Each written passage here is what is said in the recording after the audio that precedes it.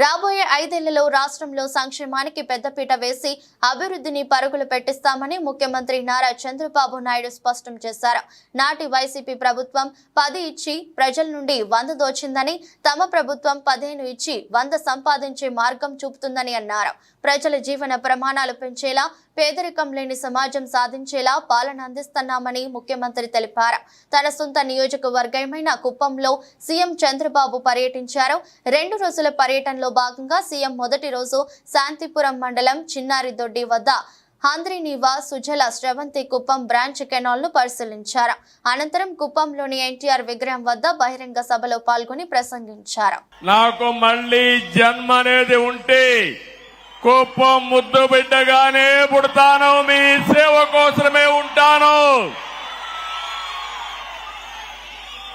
అలాంటి అరుదైన అనుభవం ఈ నియోజకవర్గం. ఈసారి ఎన్నికలు జరిగాయి. 164 మంది ఎమ్మెల్యేలు గెలిపించారు. వైఎస్ఆర్ కాంగ్రెస్ పార్టీని చిత్తుగా ఓడించారు. 11 సీట్లే గెలిచారు.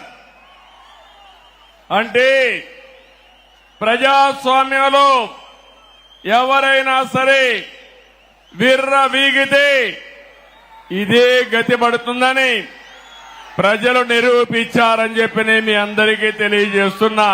కుప్పం నియోజకవర్గం ఉంది, నా సామాజిక వర్గం లేదు గాని ఈ వెనుకబడిన వర్గాలే నా సామాజిక వర్గం. 40 ఏళ్లుగా గెలిపిస్తున్నారు. అందుకే రాష్ట్రంలో 8 మంది కేబినెట్ మంత్రులుగా బీసీలను పెట్టాం.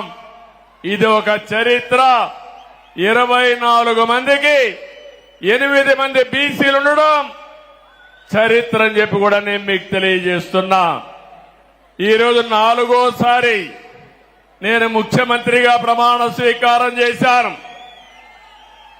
ప్రమాణ స్వీకారం చేస్తానే పోలవరం పోయాను, అమరావతికి వెళ్లాను, అసెంబ్లీ సమావేశాలు పెట్టుకున్నాం, కేబినెట్ సమావేశం పెట్టుకున్నాం.